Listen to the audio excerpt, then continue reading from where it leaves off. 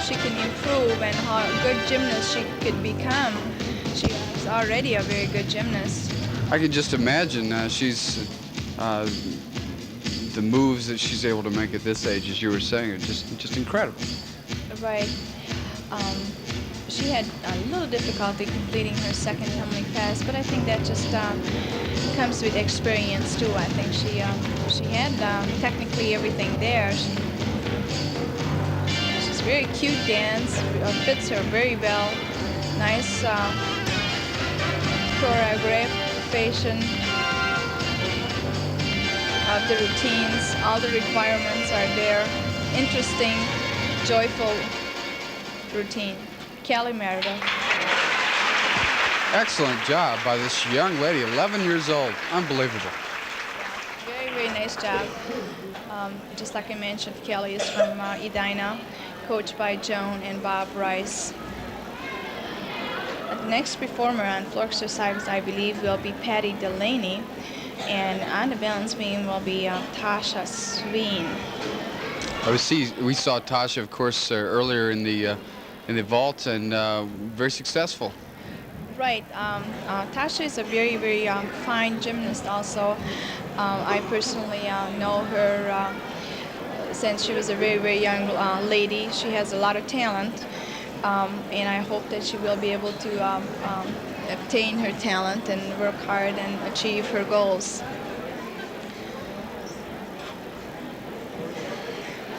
And the floor exercise. Yeah, and the floor exercise. She's getting ready for hers. Looks like the balance beam officials have a conference. When conference occurs, it means that they had a different point range when they were judging, and they have to come in line to be able to come with the final score. And we can see Tasha Sween eagerly waiting for her turn on the balance beam. That's Patty Delaney from Minnehapolis Gymnastics School from Minnetonka. And Patty starting out with kind of an expressive piece of music. Yes, a very nice classical piece of music. And going into her hard tumbling, a nice double twisting layout somersault was done. I mentioned at this point now, as I understand it, Katitsa, they have to use the space allotted for the floor routine to the max. In other words, if they're a little bit short on a jump or something as they flip to the other side, that's deducted. Right, definitely, yeah. They have to work the whole floor area for the different directions, and also special requirements to float in and out from the tumbling element, and also combining the dance elements with gymnastic and acrobatic elements as well. And that's why it's much different than the gymnastic floor exercise. When you see ballet, it's only a combination of dance elements. Over here we have combination of acrobatic, gymnastic tumbling elements and dance elements also. Looks like Patty is working very nicely on the floor. She just fulfilled her 2 salto pass requirements. Very nice jump, Patty Delaney from Minnetonka. Okay, and going to the beam now. Tasha Sween. She did a very nice 2 back handsprings. She's a beautiful dancer. I hope we can catch her later on the floor exercise. No doubt. A round off straddle jump. Oh, hang on, very nice. That requirement gave her a bonus point also. Working very steadily. She has very nice arm moves. And her dismount, a round off full dismount. Very nicely done. Tasha Sween. Just an excellent performance by Tasha. We've seen her in all the events she's competed in. She's been very strong. How do they have to divide up their practice time across all these events to be good at all of them? Well, it's probably up to the coaches, you know, how they instructing the practices. My personal opinion is there you should always work at 3 events minimum, and then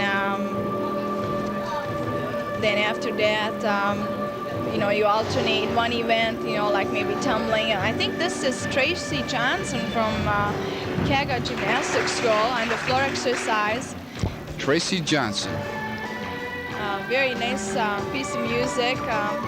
Very interesting. I'm sure everybody remembers from the movie Close Encounter of the Third Kind.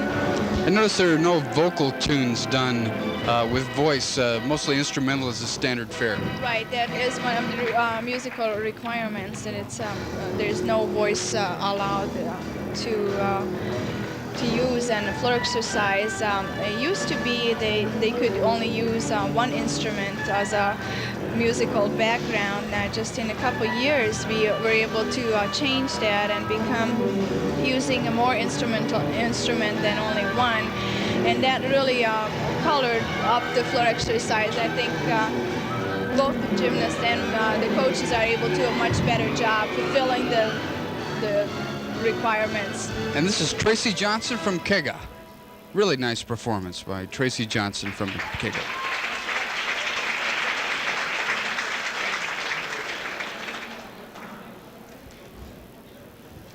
And we have somebody in progress on the beam.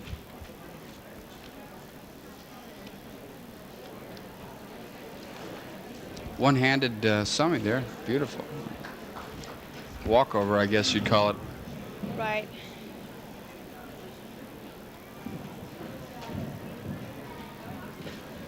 She's from Kaga Gymnastics School.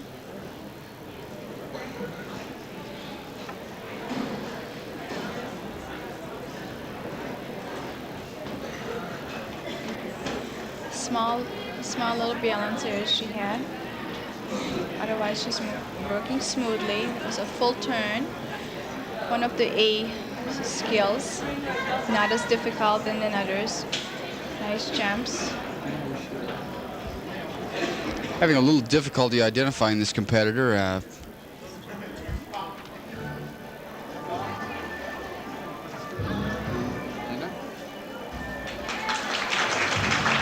Nice dismount by that young lady. And going to the floor exercise now. Next one up should be Denise Olson. Yeah.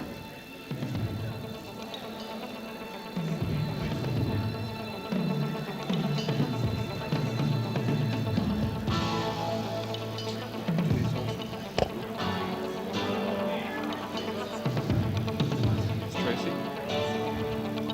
Young lady on the floor presently, Tracy Johnson.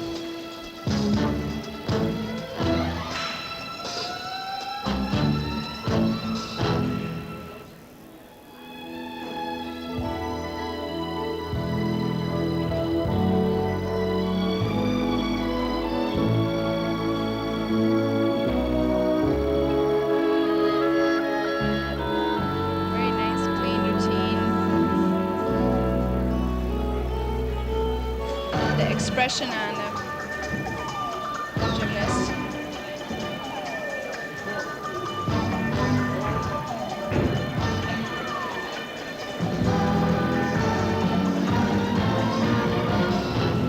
Using that space with maximum utility. Excellent work by Tracy Johnson of the Kegs. Very nice routine. She had so much expression during her routine. It was just really, really nicely done. And going to the beam. On the beam, that is Denise Olson on the balance beam, who just began her routine. Miss Denise Olson, and she's with which club now? Edina Gymnastics School. Kaga Gymnastics School. Oh, nice. Oh, she had so much height in that back somersault. She really did a very good job. But then she lost it at the ending. She must have had a little direction problems. Nice spike jumps.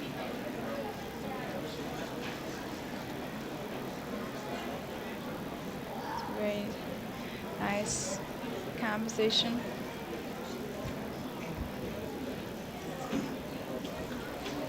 Nice. Tracy Talavera used to have that element in her routine. I have seen her do that. It's very nice, very difficult, a lot of strength involved with that.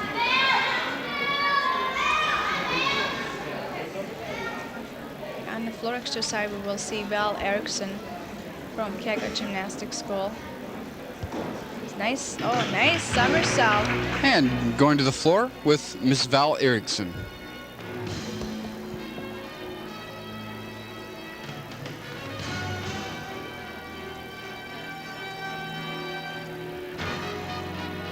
This is Val Erickson from Kega Gymnastics School. Oh, nicely done. A double back somersault. Very nicely done.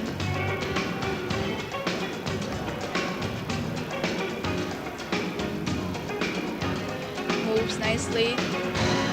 She's very strong and tumbling. Her dance is coming along very fine. She has improved a lot. She's getting set for her second tumbling pass. Front handspring front, front handspring front. Well done in the pike position. Jump full turns. Oh. Oh. Looked like that one hurt. Looked like she hurt her ankle as she was landing. Yeah. Oh, I'm so sorry to see that. Notice a little pain there as she hit the floor. The competitor that she was, she tried to go on, but just knew that it wasn't going to work. Yeah, seems like when she was landing from her jump full turns, her ankle must have twisted it while. Okay, there's the fall now. And she get up and went on and tried that she knew that she needed to complete the exercise to be ordered to go on, but I think the injury was more severe than she thought it was. Oh, I guess there must be a fine line. You really have to know when you can go ahead and work it on through and when you're going to find yourself in trouble if you do. Well, right, but I think it just comes down to if you can, after when you try, you will go on. And if you can't, if the injury is that severe, there's just no other way you can do that. That's very unfortunate for Val Erickson, for one of our finest senior, to happen to her. And she was just working so beautifully. And we're working with the beam, young lady. That's Lisa McCready from Kega Gymnastics School. She had a little difficulty after her mount. Oh, she did an aerial cartwheel, which is a C element, a very difficult element. Unfortunately, she wasn't able to complete it. And the toll will be a half a point deduction for that. A nice body wave.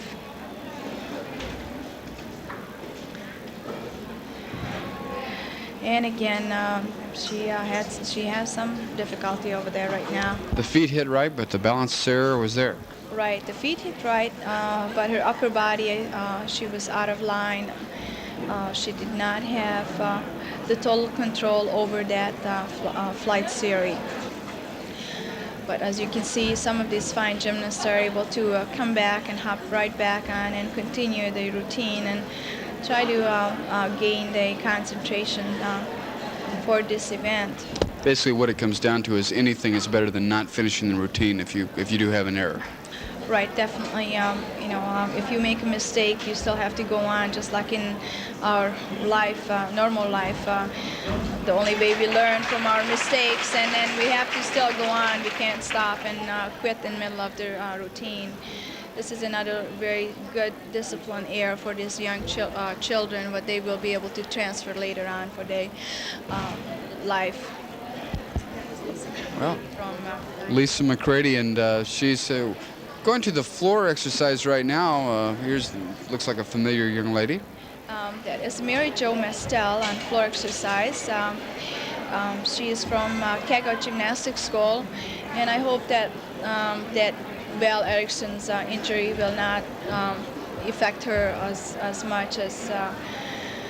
Probably because that's her teammate, and I'm sure she will feel very, very bad for her.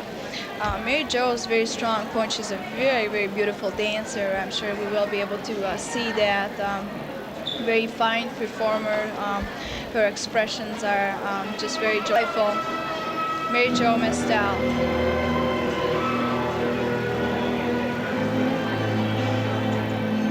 Might mention at this point that these young ladies commit a vast amount of their time to gymnastics. As a consequence, their social life is not as active as a normal teenager would be.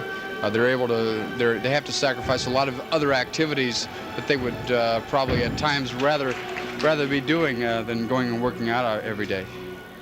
Right, definitely there is something in that.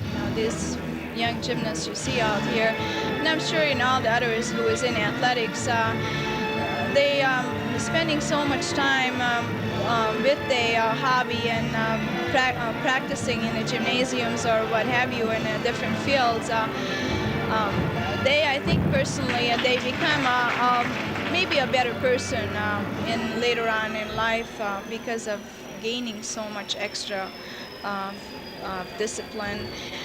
But I think personally, I think they have their own social life. They do create for themselves. They do socialize a lot with their teammates or other athletes or other gymnasts at this point of time, and they develop their own social field depending on their needs and on their schedule. So they still have time to be able to socialize and go to movies or what have you. A lot of times I heard criticism because of that these children are overworked and they don't able to enjoy certain part of their young life. But I think if they want to, they will be able to achieve that too. That is on the balance beam is Tiffany Ottendorfer. She just did a very fine mount. I hope she can continue on, and she did another fine, very strong. What type of footwear do they use on the balance beam, Katica? Well, it's depending on the individual gymnast also. Some gymnasts prefer barefoot, nothing on their foot. Some prefer just a very small little footies. Some prefer a specially made balance beam shoe, just like you can see over there, what Tiffany is wearing. That's a very thin leather. Hang in there. Oh, she was just a little bit off of line in the second back handspring when she was pushing off from her hands. She was pushing off a little bit alternate to one hand and the other hand, and that caused her pushing herself off of the line.